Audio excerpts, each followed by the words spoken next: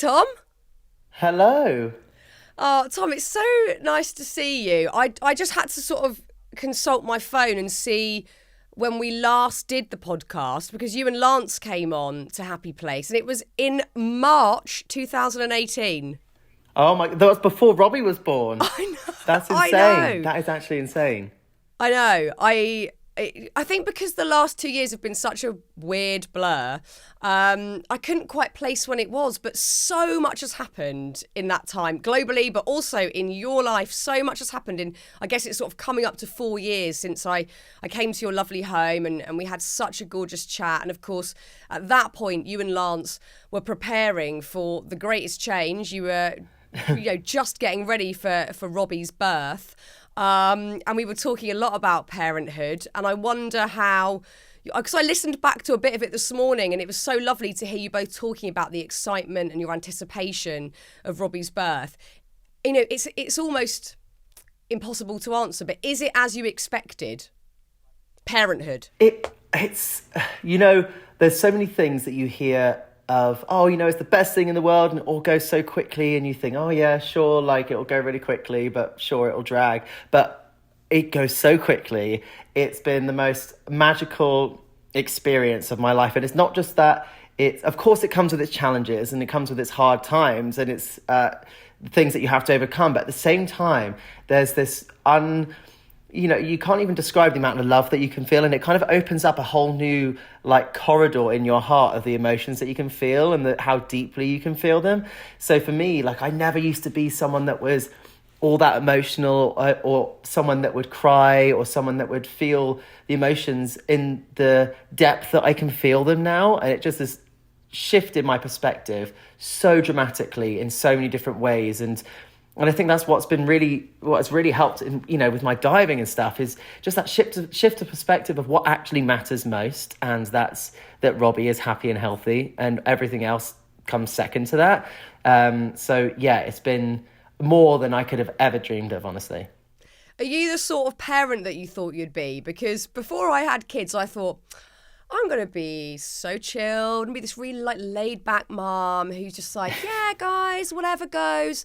I am the opposite of that. I'm the opposite of that, Tom. I get so overly worried about things. I get really panicky about things. I get really stressed about stuff. Some of it's because I'm blaming myself that I'm not doing things as I think I should be, or I'm worried I'm getting it wrong. Other points, I'm just sort of overwhelmed by the whole experience, but I'm definitely not the mum I thought I was going to be. Yeah, I think I would have to agree. I thought I was going to be the softie, and I thought I was going to be the one that was going to let Robbie get away with murder, and Lance was going to be more strict.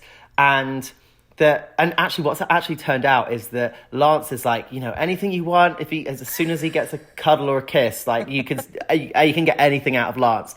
But he worries a lot. He worries that he's doing the right thing. He worries about if Robbie's going to hurt himself, and he worries that all of these things. Whereas for me, I'm very much the one who is structure, routine, very athlete-like, if you like, and being able to kind of set those boundaries. But at the same time, I don't worry as much. I'm someone that allows Robbie to explore and do things himself and allow that creativity to come out. Even just, for example, we bake most weekends, and I let Robbie do everything in terms of putting the ingredients in the bowl, trying to telling him when to stop pouring, when to start pouring, let him crack the eggs, make a mess. And it's funny because now, not that, things don't turn out perfectly, but that's okay. And he's been trying, and it's interesting just to see, just from letting him try himself, make mistakes, make a mess. He's always it's okay, Papa. Sometimes we make a mess and we can clean it up. And I'm that's right. And just allowing him to be able to try things himself and not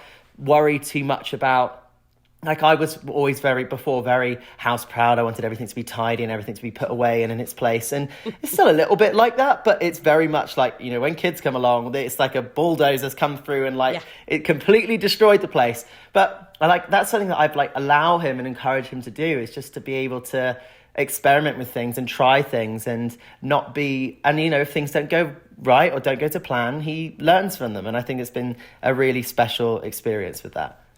Do you think your reaction to parenting in terms of you kind of encouraging Robbie to not feel like there has to be that element of perfection is because you've had to have that in your life. Perfection comes hand in hand with sports, especially in yours, where you've got to be perfect for 1.6 seconds. You have to be perfect. Yeah. Is that sort of making you, I guess, slightly more aware that you want Robbie to feel like that there can be margin for error?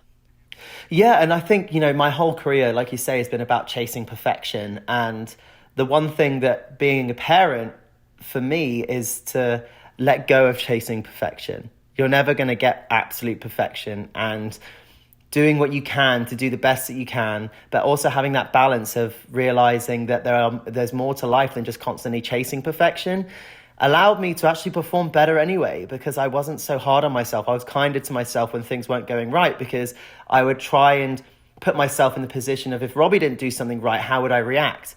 And this always comes from a place of kindness, and it's okay. We'll get there. Don't worry. Like, give yourself a chance. And I think that's something that I've now started to put back onto myself, is that giving myself a little bit of a break when it comes to that intensity of chasing perfection. And I think that's another thing that my parents also taught me, and I didn't realize at the time, because, as an athlete, as a kid growing up, you always put so much pressure on yourself. I remember going into my first national championships when I was 9 years old, or just turned 10.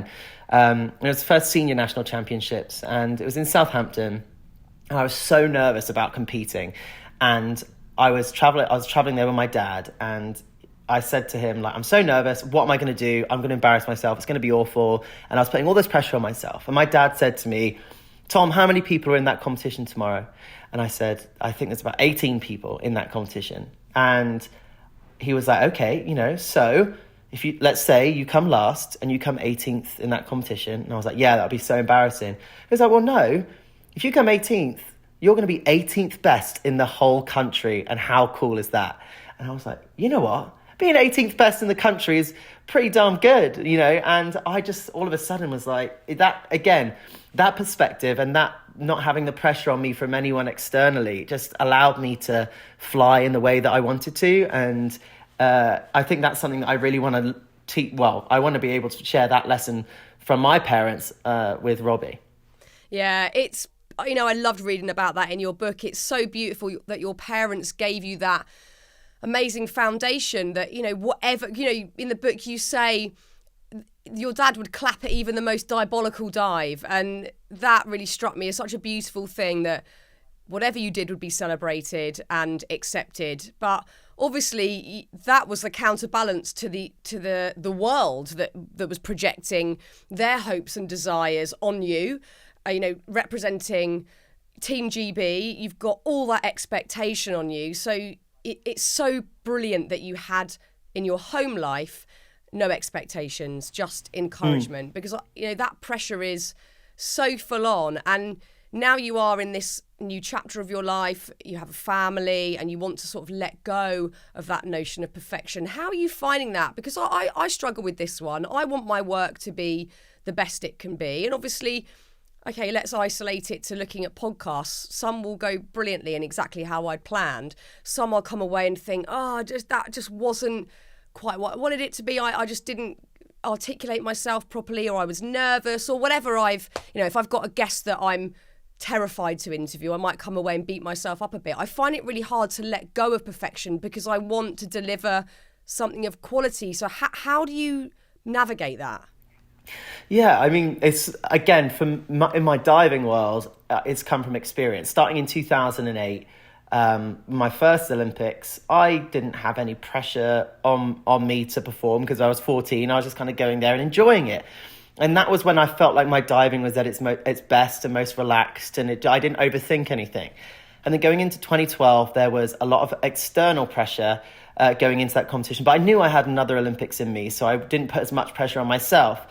But then 2016 came around and I put loads more pressure on myself, but didn't have the external pressure. And I've constantly had this battle with where pressure comes from, and whether it comes from myself or whether it comes externally, and how I'm able to, fight around perfection on that particular day. Because as athletes, we train so much and so hard for years and years and years, hours and hours for that one chance every 4 years. And with that comes an extreme amount of pressure, knowing that all of that last 4 years of work, and even for me in the last 20 years that I've been diving, it all comes to that Olympic Games, that competition, that one chance. And if you mess it up on that one time, it's over.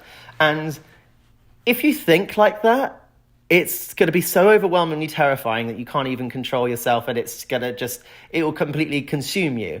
And like you say, with chasing that perfection, I knew that going into the Olympic Games, in order to win, you have to be near perfection. But if you think like that and you think, oh, I need perfection, and you're constantly thinking of the outcome of what you want it to be, you get lost in that. So the big thing that I've learned over my diving career is to stay incredibly in the moment and stay present and focus on the process. Because if you focus on the process of what you need to do at each step, the outcome will look after itself. So as soon as you start getting ahead of yourself about what result you want, what score you want, what you want to be able to achieve, you're already too far ahead. You have to be extremely present, extremely focused. And that's something that I'm really grateful for. Mindfulness that I started in 2016, which was a little bit too late for the actual Olympic Games, because I'd only been doing it for like 5 or 6 months before that point. But I really noticed my journey with mindfulness, meditation, and just other mindful activities like my knitting and crochet, all those things have allowed me to have this different sense of centering myself, letting go of things that I can't control. Don't try and control the uncontrollables, being present, and all of those things, and the sense of perspective of knowing that regardless, if I do really well or if I do terribly, that my family are going to love me at home regardless, just allowed me to go back to that 2008 Tom, where I could just enjoy it without that external pressure, no pressure on myself. I just got to the point at the Olympics this year where I was like, you know what? I'm here at my 4th Olympic Games after diving for 20 years,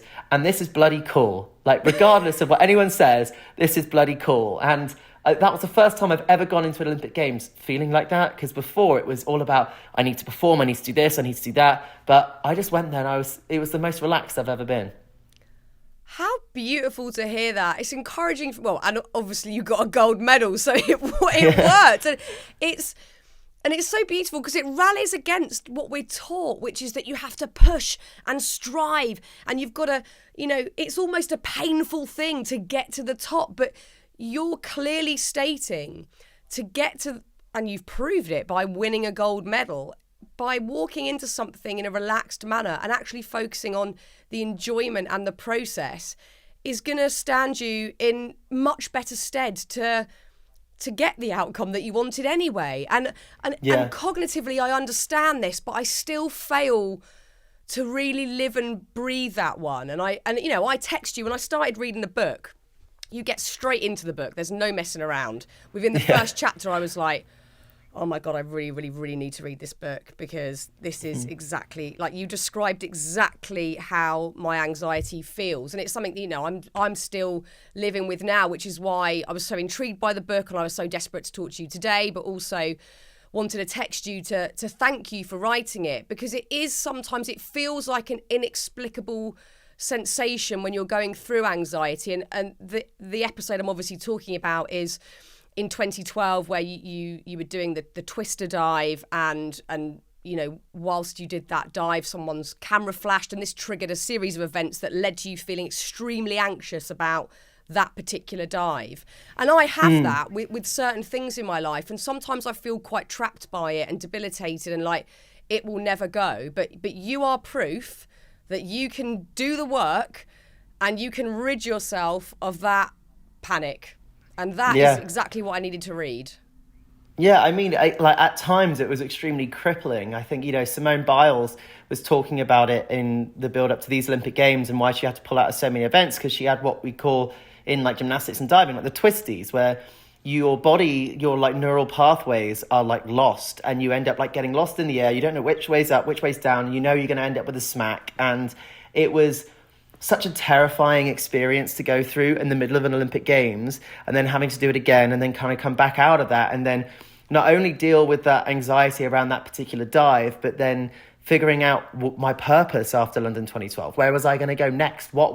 I'd never looked past London 2012. So then thinking about going right back into diving was like, what am I doing? I just turned 18. I've never experienced my life. I've not gone out with my friends. I've not been able to be an 18-year-old. And all of a sudden I'm right back into it where I started and having to dedicate my whole life to this again. So I was in this really struggling place of not knowing where I was going to go, how I was going to deal with it. And, in that time I met Lance, which is, I think, Lance is the reason that I was able to carry on diving, because he gave me a sense of purpose. And I felt like I was for the first time understood, because with all the anxiety I was feeling, it was right after London 2012. I had nobody that I could go and talk to about how down I was feeling about the Olympic Games, because, I couldn't talk to my teammates, because if I said to them, "Oh, I'm feeling really down at the moment," they'd be like, "Well, you won an Olympic medal. Like, we didn't. You did. Like, you should be happy." And I knew I should feel happy, and I knew I should have been okay. But it's not a rational thing with anxiety. It comes in like a completely different form than you could ever think of it, and it's really hard to explain. And it was when I met Lance in March 2013, nearly 9 years ago now. I was explaining that to him, and he had a similar experience after he won his Oscar in 2009. Like, he had this whole year afterwards where he was feeling so anxious and feeling like he couldn't, where was he going now? What's next? What's his purpose? Like, how can I feel so down after I've just achieved one of my biggest life dreams? So once I found he understood that, and also he had lost his brother, I'd lost my dad, and we had understood loss and the success and the highs and the lows of being at the top of your chosen field. So he actually inspired me to get back into it, because he was able to come out the other side of it and start to be successful again. And I thought, you know what, if he can do it, I can do it. And that whole journey kind of took me on this road to overcoming my anxiety around this dive. And there were lots of different things that I could have done. I could have kept persevering with that dive. But, sometimes with anxiety around a certain thing, you have to come up with certain things to be able to not only overcome it, but be able to move forward from it. And that's when I started learning a new twisting dive, which was completely out of my comfort zone, because twisting for me is something that I hate to do. So to think about learning something completely new and some completely unknown was terrifying, because my coach at the time, Jane, came to me and said, she showed me a video of a circus trick in Cirque du Soleil, and she was like, "We need to turn that circus trick into an Olympic dive, and I think we can do it."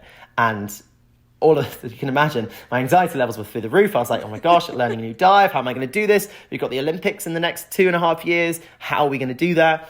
And yeah, it was when I started to let go of trying to feel like I could control everything and realizing that you can't control everything. And sometimes you just have to hit change head on and try and deal with it the best that you can. And that's, again, something the pandemic taught me even further, was that, things can change at any moment. Things can go in the complete different direction to what you're expecting them to go. And you have to be ready to ride that wave and not take everything so seriously. But it was something that I really struggled with initially. But once I started to, once so many things started changing in my life in different directions, you learn to ride that wave. And I think that's one of the things that I'm most grateful for in my sport, is learning to deal with the uncontrollables and ride those changes. Well, I'm so happy that you've done that, and these are the sorts of stories that people like me need to hear. But actually, you talking there has made me think, maybe I've done a bit of that, actually. Maybe I'm being too down on myself, because, one of my triggers or my fears, or something I feel debilitated around, is live radio, which I did for years and years without even thinking about it. Wasn't nervous, just got on the air. Sometimes I'd even be sending an email while talking. I was that relaxed, and I could do it. I was good at it. And due to lots of different stuff that was going on in my life, and feeling wildly out of control, quite frankly, which led me into a pretty dark place, I can't imagine even putting myself in that situation. But I have created a podcast to avoid having to do it. So I've kind of done a bit of maybe this is my Cirque du Soleil trick, and I need to not be so down on myself. Yeah, I mean, at the end of the day, you are still doing what you love, and you've done. And sometimes you have, as you change, as life changes, you don't always have to be doing the same thing. Your life can adapt to you as you get older. And for me, that's something that I had to deal with. I still had to do a twisting dive. That was part of the thing. You don't necessarily have to keep doing radio, but you love to talk to people and you love to have that engagement, and, you know, figuring out a way for you to be able to still do what you love. You know, sometimes you have to make changes, sometimes you have to adapt. And I think that's something that as human beings, we are made to be able to adapt, and figuring out how that adaptation is for you is completely different to everyone else. And there's no one route through anxiety. There's no one route through depression. It's like a river with lots of streams to figure out what the best, and that, you know, you'll figure out the best one for you. Well, Tom Daley, you've already made me feel a million times better about a situation that I worry about all the time. So, wow, that's quite profound. That's very cool. Thank you, Tom. That's awesome. No. Yeah, it's a funny one. You know, anxiety is hard to explain, hard to talk about, hard to understand if you haven't had it, hard to navigate. But I think you've described so brilliantly there how you found a coping mechanism. And also you've already touched on mindfulness, which is a huge part of your preparation for events now, and the way that you balance out the high octane feelings around diving. And also something that seems of paramount importance is visualization. And I've heard Jessica Ennis-Hill talk about the same thing. She came on the podcast ages ago as well, and she talked about the night before an event, imagining the whole thing playing out how you want it to. How has that been game changing for you? For me, visualization has been a massive game changer for me. It's something that, you know, it was only since the Olympics that someone said, oh yeah, you know, it's about manifesting your own destiny and like visualizing and getting, but, you know, without realizing it, I've been visualizing for since I was a little kid, 9 years old. You know, any dream is essentially visualization. You're visualizing yourself achieving something you really want to. So when I was 9, I had this little medal book that I would draw around all the medals that I'd won, put my age, where it was, what the competition was, and how I felt about the competition. And in the front of that book, I drew a picture of me doing a handstand saying London 2012, the Olympic rings, and all that kind of stuff. And at that point, London wasn't even the host city. It was still a candidate city. And it was just something that I had dreamed of since I was a little kid. And to finally get to that point where I was actually be able to do the handstand in London 2012 and actually compete made me realize that, oh, wow, I've been visualizing this. And then in the build up to 2020 and 2016, I was visualizing, like every night when I laid in bed, I would visualize the 6 dives that I do in competition every time, every night before bed. And initially, I used to try and visualize them doing them perfectly, but things would go wrong. Things would slip in, and like you'd like start to visualize yourself to having a bad day. And I used to work on it every single day, every day to get to that point where I was able to do the dives in my head and do them perfectly every single time. So, and I started to encourage Matty, my synchro partner, to do this as well. If every night in bed, visualize yourself doing those dives perfectly at the Olympic Games. Every day, just visualize yourself doing it. It may not be perfect at the start, but you'll get there.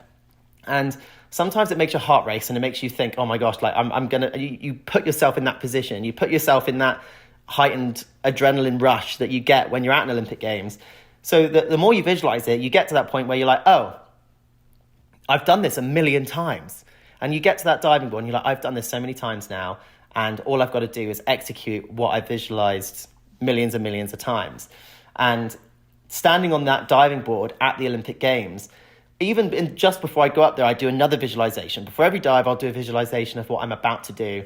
And I also do like a really micro meditation, mindfulness thing at the back of the board, where it's just like breathing work, 10 big deep breaths at the back of the board with my eyes closed, just to try and like ground myself and just give myself a little bit of that, take away a bit of that anxiety and fear. Because it was actually one of my diving heroes, Greg Louganis, he once said to me that fear is just excitement without breathing. And sometimes you can stand on the end of that diving board and feel terrified about what you're about to do at an Olympic Games. You know that you've worked this your whole life for this one moment and you have to execute. And that can be extremely, you know, you could get terrified of that moment. So sometimes just taking that chance to just breathe and just put yourself back into and again, breathing and all of that just puts things into so much better perspective, and you have such a clearer head. So when I got onto the end of that diving board, that fear no longer was fear. With breath, it became excitement, and I knew I was ready to do what I needed to do. Yeah, Mel Robbins said the same on this podcast, and I've been thinking about that a lot since. It's breathing has, the excitement, anxiety connection, but breath work, certainly. I try and do some of this on my Instagram lives. I'm doing one later today, actually. And sometimes it's met with people going, it's just breathing. Like, what's this got to do with anything? But you forget when you are in stress or anxiety, you either hold your breath, sometimes you hold it down really low, sometimes it's quick chest breathing. And it has such an impact on our bodies and cognitively how our brains are working. And we've just lost that connection. We completely forget. It's so important. And of course, you had to do a lot of visualization this year in the run up to the Olympic Games because you had a knee operation, what was it, 8 weeks before the Olympics? So you actually couldn't dive. Visualization was your training. Yeah, exactly. Throughout the whole pandemic, like, we weren't allowed to dive in the pool, and we couldn't do, all of our training was done doing somersaults onto our sofa cushions or going on runs, Zoom workouts. So visualization became the only way I could train. That was the only way I could be in the pool, was in my head. And the same with my knee surgery. I was 8 weeks out, and 8 weeks before an Olympic Games is when you're meant to be training at the highest possible level and like tweaking and perfecting everything. And I wasn't able to do that. I was on bed rest. I had to have my leg up, and I wasn't able to walk. And all of a sudden I was put in this position where visualization was my only training. Visualization and visualizing myself doing all my dives was the only way that I could get myself in the pool. I got to the point where I was able to get up to the stairs onto 10 meter. I'd get in my trunks and I'd stand on the end of the board and just visualize myself doing them. Even though I couldn't jump, I couldn't do the dive, but I could stand on the end of the board and just visualize myself being there. And that, for me, was what made the transition back into the pool after the pandemic. Well, say after the pandemic, after we were able to get back into the pool, and then after my knee surgery, because I only got back to full-time 10 meter training 2 weeks before my competition. So it happened, I don't quite know how it all managed to fall into place the way it did, but I think having that structure and that routine and having a really meticulous plan to get back to the diving pool and get back to and ready to do the Olympic Games really allowed me to get to the point where visualization was important, or the little rehab bits that I have to do around flexibility and for my knee, and the extra recovery that I was thinking about, all of the little 1% that I thought, if I do this, it might give me that extra chance. If I do this, it might give me a bit of extra chance. And all of a sudden I was so focused on getting myself back to being healthy that I think I went into the Olympic Games in the best possible shape that I could have ever done. It's remarkable. I mean, I don't know how you didn't lose confidence at that time. I think focus is such an important word because often, well, not often, all day, every bloody day, we're distracted because there's just so much outside noise. And especially for someone like yourself who, around the Olympic Games, all eyes on you, everyone's got an opinion, everyone's got expectations or assumptions as to what might happen. And especially with something like that, having a surgery before you're about to step into what is, a huge point in your 4-year cycle. I mean, I don't know how you didn't lose confidence. It is remarkable. Have you got tricks to stay focused at times like that? This year has started off probably one of the worst, rough years. I mean, in 2020, in the beginning of that, I broke my hand. So that wasn't the best chance start to Olympic Games. And obviously the Olympic Games got postponed a year because of the pandemic. And I started off this year with a concussion that lasted about 2.5 weeks from just hitting the water and hitting my head on the water. So that took me out of training initially at the beginning of the year. And then just as I was getting back from my concussion, I got COVID quite badly. And that took me out of the water for about 8 weeks because I couldn't even walk up the stairs. Lance had to carry me down. I couldn't even talk. I was hospitalized for a night, and just because it was like one of the worst experiences of my life. And again, that's when I had to use visualization, and I had to just have that faith in my training and in all the years that I've been doing it, that I was going to be okay. Like, there was no option for me not to be okay. And then I competed the whole year at the World Cup and the European Championships. And right after that, it was when I then had to have my knee surgery, and then I was out for another 6 weeks. And it was just like one thing after another after another. And that was kind of when I just surrendered myself to it. And I was just like, you know what? All of these things are happening to me, and I have no control over them. And if I start to waste energy thinking, oh, why did this happen to me? Oh, I can't believe this happened. Oh, why can't I just not be injured? Why can't I just not be sick? Like all of these things, all of that's already been and gone. It's already been done. It's something that's already happened. Yeah. And the more that you spend time worrying about it, the more that you spend time pitying yourself almost about it.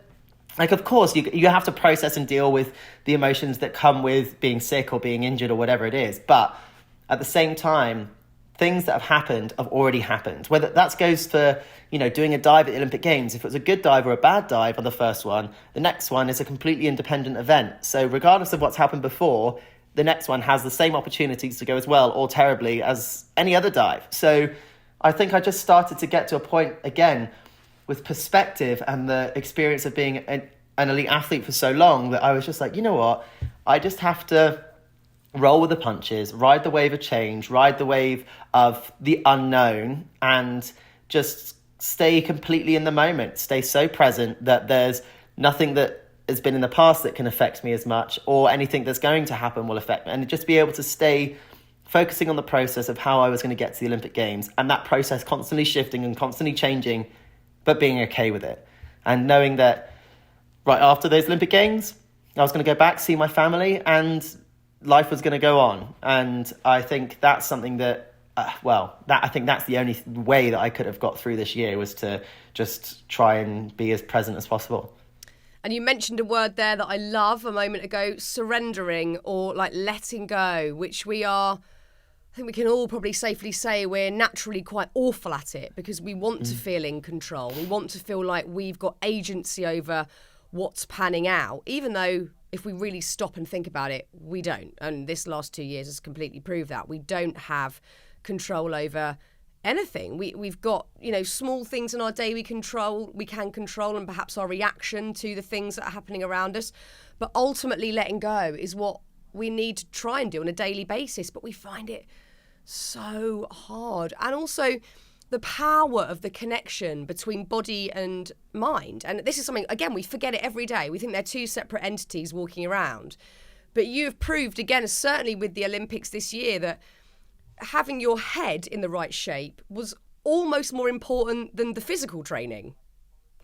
Absolutely. When it comes to anything that's high pressure and anything that is so that whether it's the same thing with, like if you're doing an exam at school, or if you're going in for a job interview, or if you're doing, going into an Olympic Games, you can only be as prepared as you are going on that day. All of the stuff, the preparation that you've done, nothing's going to change on that day. Like all the last minute things that you're doing, all of the training has been done in years in advance. All of the weeks that you've spent learning or doing whatever you need to do, it's all what happens on that day is going to be what happens on that day. And I think that's where, when we were talking about earlier about pushing and always like sacrificing everything, going, and like nothing will stop me. That's not always the best way to do it, because you have to, what about you? What about you as a human being? How are you going to be in your best position to perform at your best if you're not feeling happy, if you're not being kind to yourself, if you're not taking the time to look after yourself?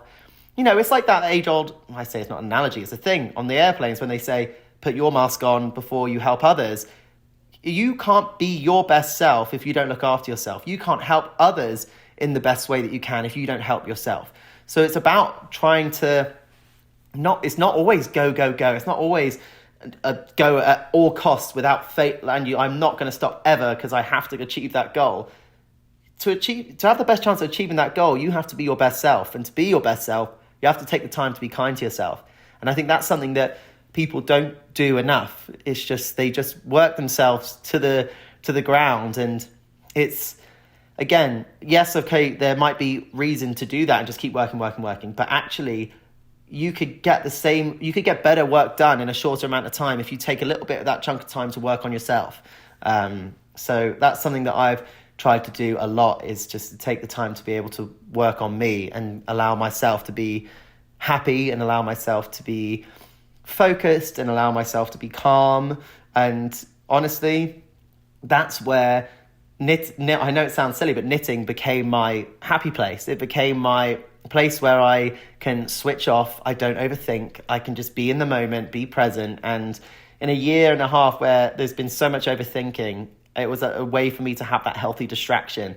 And as soon as Robbie's in bed, I just sit there and I'm knitting away and I'm able just to switch off. And there's something that's been very powerful about the ability to be able to do that. Yeah, and you're creating something which, I'm all about that. I love, creativity for the soul. When I'm drawing, I feel like everything is fine. There could be a hurricane outside and I wouldn't even know. I'm just in that moment. But self-compassion is so tricky. And I can see it with myself. I can see it with people I love in my life who are having a tough time. We will do anything to avoid self-compassion. And that sounds like a strange thing to say, but when you look around, you can see it. You'll say, I'm too busy, I just don't have time for this. Or, it's all right for them, they can do that, I can't. We'll make these boundaries for ourselves. We'll create our own limits so we don't have to do it. Because it's quite scary to give yourself time. It's quite scary to be kind to yourself, especially if it's an alien concept and you've never done it before. But you've introduced a really beautiful creative hobby into the mix that does the work for you almost. Yeah, and it's something that, I understand people that think that, that people are busy. And like in the 21st century, 2021, people can be very, very busy and they might not necessarily think they have time for themselves. But for example, with my diving, I have to get up and go to training and I, take Robbie to nursery and then I go to the pool right after. And I have to be I don't necessarily have to be awake until about 7 o'clock when Robbie wakes up, but I purposefully set my alarm at 6 in order to have a bit of time for myself, a bit of time I watch the news, I make breakfast, I have my coffee, I knit, like whatever it is, but be able to make that time for yourself and I think that's something that's really important because then when Robbie wakes up, I'm refreshed, I'm energized, and I'm like, I've had my little bit of time. Because as a parent, we find ourselves never having time for ourselves. So that's something that I've found to be really, really useful is making that little bit of time for yourself, whether that be 5 minutes, 10 minutes, an hour, whatever it is, just creating that little bit of space for you to just do what you want to do. It changes your whole day. What are you knitting at the moment? I am knitting lots of different things. Well, I say lots of different things. I'm at one project at a time. I'm going skiing in January, and I just finished making a roll neck jumper that is red, but then has these ruffled, flared sleeves. I'll send you a picture.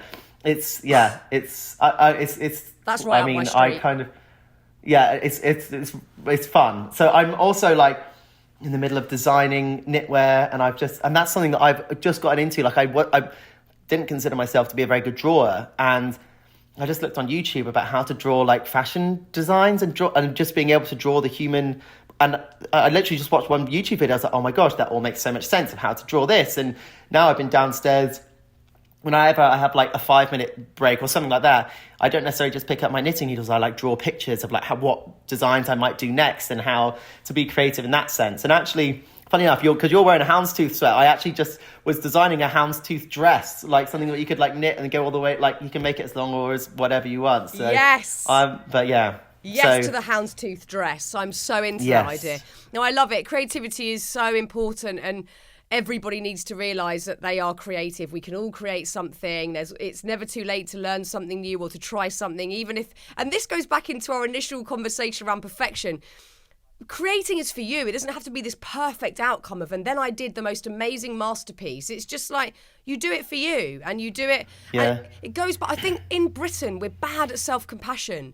We're so used to being self-deprecating. We're so used to beating ourselves up, and we're not used to, I think in America, people are much better at going, I'm really good at this.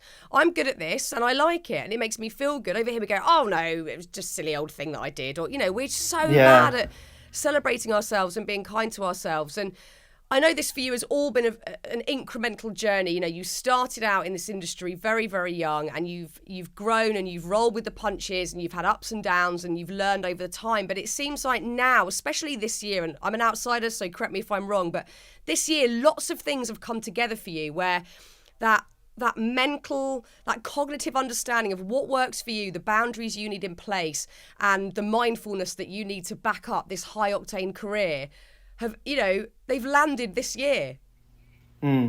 Yeah, it's one of those things that, again, if somebody had told me 5 years ago that I was, in 2016, I had one of the worst Olympic experiences. I mean, I'd gotten a bronze medal in the synchro, but the individual event, going from winning the prelim with an Olympic record and then crashing out in the semi-final, not even having a chance to fight for the gold medal that I thought I was going to be in the position to win in 2016, I was at one of my all-time lows in my life, not just in diving, just one of the worst experiences in my life. And I remember being so distraught about having to put in so much hard work and sacrificing so much and really purely defining myself by how well I dived. And it wasn't until after that experience, because I was so strict on myself, that I allowed myself to step outside of just being a diver. Diving isn't what defines me. I'm not just a diver. I'm a husband. I'm now a father. I'm a son. I'm a friend. I'm someone that does stuff outside of the pool. And all of that, going from the worst experience ever and then Lance said to me after the competition, like, maybe you weren't meant to win an Olympic gold medal today. Maybe your son is meant to watch you win an Olympic gold medal. And if somebody had told me at that time that 5 years later I was going to have a son, Robbie, named after my dad, I was going to be married, I was going to be a knitter and an Olympic champion, I would have laughed in their face and been like, yeah, right. But, with that hard work and self-compassion and being kind to myself, that has been the biggest change in the build-up to this year for me. Well, it's astonishing because you've had a lot of challenges and a lot of setbacks and hurdles that you've had to really ride out. And, one of them relating to, how you're treating your own physical body. Because, of course, you've always had to exert yourself in that way to be the best and to be at the top and to train all day, every day. But up until a point when then also food came into the equation, where you'd had someone who you work with make a comment about your weight, and that led to you having disordered eating for a period of time as a reaction to that, and that became an anxiety and a worry for you. Was there any particular moment or thought process that helped you heal and move out of that era? I was 17 years old when our performance director first told me that, he said I was fat. And my vision of what fat was never something that I'd never considered myself to be someone who was fat and someone that wasn't in the best shape physically. And also growing up, I could just get away with eating whatever I wanted to. And I, all of a sudden, looked at my body in a completely different way. And I became obsessed over losing weight, being as light as possible, but then not necessarily having the education to understand what being light meant. Like, there's a whole different thing about what muscle mass versus fat mass and all of these things, and create it. And I put my body through hell after that moment. Like, I was not eating enough, and then I wasn't fueling myself properly, so then I didn't have the energy, and then all I was doing was craving things, and then I would binge. And that was when my spout with bulimia started coming in, because I would binge and then I'd feel guilty and then I would want to get rid of it. And it was this ongoing battle for me. And I ended up losing, I think it was 10 kilos, which is 22 pounds in a space of 6 months before the Olympics in 2012. And I really struggled with body image ever since then. And I still now find it really difficult to not train a lot and to not, to eat certain things. It's just been something that's as soon as somebody says a comment like that, it can stick in your head in a way that you can't get rid of it. And it's only been in the last year with proper nutrition advice and education and support that I've been able to learn what's best for my body and to not hurt it. And again, be kind to myself and be able to allow myself to be properly fueled and be kind to my body, to allow myself to be kind to my mind. And because food doesn't just fuel your body, it fuels your mind, it fuels your brain. It's the reason that we're able to carry on doing so many things. So again, with that education, I really allowed myself to get to the place where I am with my diving. And I think that's another reason why I was able to heal well after my surgery, is because of the nutrition advice that I got and the things that I needed to do in order to get me back where I needed to be. Self-compassion is really the root of so many solutions for so many different problems. And I know it because it's something that I try desperately to cultivate so often. And, I had a big period, I had about 10 years of bulimia on off. And I now look back and I can see that it was a huge lack of self-worth. It was a huge bout of self-punishment.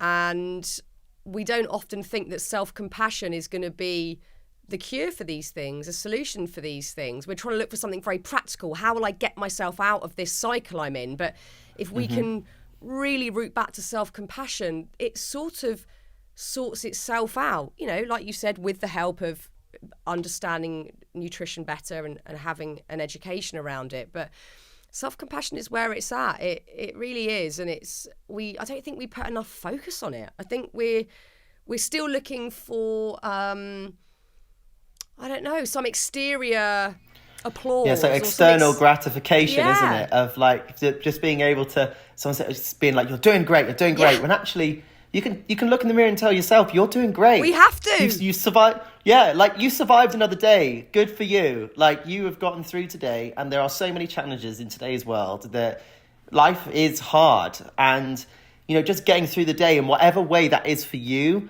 And I think during lockdown, allow people to see other people being extremely motivated and doing lots of things. And actually it was okay to deal with that lockdown and getting through it whatever way that you could, and not to be too hard on yourself if you weren't this super productive person. It's like I say, all of these challenges come in ebbs and flows, but again, being kind to yourself, having that self-compassion and being like, you're doing good, and understanding that you're going to have bad days and things aren't always going to be perfect and things aren't going to go really well. But on the days that it doesn't go the way you want it to not beat yourself up about it, and know that you can get back on track at some other point. And it may be within an hour, it may be within a few days, a week, month, a year, whatever it is, you will get back on track. You're so right. I think we're all waiting for someone to come and give us a pat on the back. I know this to be true of myself. Like, say there's been a busy day, like even today, sort of juggling the whole thing of, getting the kids ready for school, and then had a couple of meetings online, and then put a load of washing in and prepping for today and whatnot. And sometimes I think, come on, someone tell me I'm doing all right. And then I forget. Yeah, exactly. I need to do that. I need to stop and go, oh yeah, you know what? I'm doing all right today. Yeah, the cat's kicked the fucking litter out the tray again, and, the house is a bit of a shithole, but whatever, I'm doing all right. Like, we forget we can do that for ourselves. What is wrong with us? Absolutely. I think, probably social media doesn't help, because that is quite literally a platform for us to get outside gratification and applause and all of that stuff and validation. And we need to kind of remember that we've also got to back that up with us doing it for ourselves. It's an inside job. How do you deal today with exterior noise? You've been in the public eye a long time. You've had people making commentary about all sorts of things over the years, and stuff that you've really had to be seriously courageous about. Like, when you came out and told everybody how you truly felt, that was a beautiful moment. But from reading the book, it was a scary, scary time. You can read your words there about how much of an anxiety-inducing time that was. And you've had to, all through your life, all through these, whether it's around the Olympics or personal matters, await exterior judgment or commentary, whether it's welcomed or not. And it's a lot to deal with. Where are you with that today? I mean, my whole sport is based on 7 judges' opinions of how well I've dived. So, and with that comes, when even in the social media side of things, and then sponsorship side of things, before coming out, my management at the time were very much against it, because they didn't want me to come out because they thought I'd lose sponsorship and lose fan base. So then it became terrifying, because at that point, I'd already lost my dad, and I was the one who was providing lots of stuff for my family, and then I didn't want to lose that. And then I got to a point where I just had to let go of what other people thought of me. And I think that's one lesson my dad taught me, is that he used to try and make us laugh and do funny things and people would be watching and be like, what on earth is he doing? And it would be, he didn't care what anyone else thought. He just wanted his friends and family to be happy and healthy. And that was the most important thing. And I think I've just learned to, not worry about other people's opinions that don't actually matter. So again, with social media, that can be a very dangerous place, which is why I try to use social media as a place for inspiration. So I try to curate my social media where I only follow people that inspire me or make me laugh or make me feel good. If there's anyone that starts to make me feel bad about myself or bad about anything else, I don't follow them. And I don't care to look at things that aren't going to make me feel good. So that's what I try to do with my social media. But it can be like you say, it can be a very difficult place when people are constantly throwing their opinions and judgments on. And it's one of the reasons why, we keep Robbie private, and, because, it can be a very difficult thing sometimes when people are saying, oh, well, you shouldn't be doing that. Or like, if I was the parent, like, you shouldn't, like, everyone always has an opinion about what is the right way to do things. And at the end of the day, if you know that you're being the best person that you can be every day, then that's all that matters. Don't get me started on the Instagram police. There's always someone who's got a little, don't have orchids when you got a cat, they're allergic to the pollen. It's just like, all right, I'll do. Can you worry about your own life? Like, there's always going to be someone who's going to have a little pot. But I know that, you've written about this prolifically in the book, that there is more judgment around same-sex couples and parenting. And that needs to be abolished. That needs to go. You should not be dealing with people thinking that that's their business. It's your family. How you bring up your child is no one's business. How I bring up my children is no one's business. But there seems to be more heat, more focus on same-sex couples. And I think that you and Lance are doing an amazing job of helping get rid of that. It's one of those things that, as a parent, you already feel pressure from other parents that you want to be doing the best that you can and doing the things, whatever the right way is. You want to be seen to be doing the best thing. But then there comes an extra pressure with that as a same-sex couple, because there's extra scrutiny of like it already being a different scenario, or, what is a normal scenario as a parent, as a family anyway. There's so many different, things, but we just try to do our best, and we try to and I think that's what every parent is trying to do, is trying to do the best for their kids and trying to do the best that they can do to give them the best chance at life. And for me, that's something that's been difficult because, even things like when Robbie was little, about 6 months old or 7 months, we were on a train one time and he pooed, and the lady next to me just was like, would you like me to change his nappy for you? And I was like, no, I can do. Are you sure? Do you know how to do it? Yeah. And I was like, he's 7 months old now, so I'd like to think I've changed a few nappies. Cleared a lot of shit up, mate. Yeah. Yeah. So it's just little things like that. It's just find it quite funny that it's, I think people don't. It's just. I think, if they've not experienced same-sex couples and parenting, they can find it quite difficult to imagine how the dynamic works. And I think that just comes with, again, like you say, visibility, and seeing people being same-sex parents allows people to be like, oh, actually, okay, their kids turned out all right. Maybe it is and the thing with same-sex couples is if it's not just like a bottle of wine and a good time and you've got a kid, there's a lot of thought that goes into becoming a parent, and you want to have that feeling of family and that child so badly that it's creating that family, and being parents is something that I've dreamed of for the longest time ever, and it just is it's been, like I say, it's been the most magical experience of my life, and he's been so wanted and so loved for so long that it's just it's hard when people don't see that and don't think that we're as valid as straight parents. So that sometimes can be challenging, but at the same time, we're just doing our best every day that we can. It's no one's business, and what I don't understand is why people think it's up for debate. It's not. It's no one's business, and like you said, there is no normal. We have a blended family. I have 2 stepchildren. There are all different setups, and there's no right or wrong. They're just all very different. And I feel like, when I first saw you, well, not when I first saw you, when I saw you back in, 2018, when we were chatting around this subject, and you guys had, like you said, thought long and hard about this, way more than I did with my husband. You thought long and hard about this process. You knew exactly how you wanted to co-parent. The whole situation was so beautifully thought out.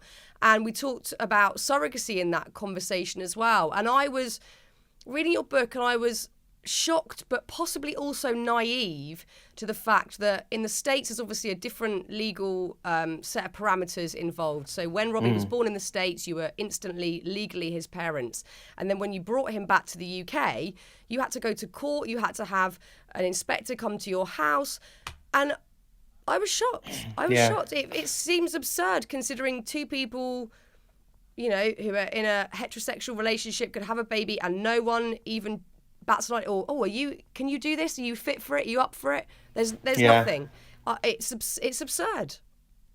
Yeah, and it's like essentially we had to adopt our biological son, which was something that was really kind of surreal and crazy. And even, you know, the fact that in the eyes of the UK law, the surrogate and the surrogate's husband were the legal parents, but they had no biological connection because we had an egg donor and then our sperm. So it was just, you know, even that in its sense is weird, is that it's not even actually the biological parents that were the legal parents. And yeah, it's a very nuanced subject, and it's a very difficult subject to kind of navigate. But, you know, we have such an amazing relationship with our surrogate and our surrogate's family, and we're in constant communication. She's part of our life. She's part of our family. She's our guardian angel to help us, who's helped us create our dream family. And, you know, there's no words that can describe and to give thanks to her but she's just an incredible human being. And it's, again, we're eternally grateful for her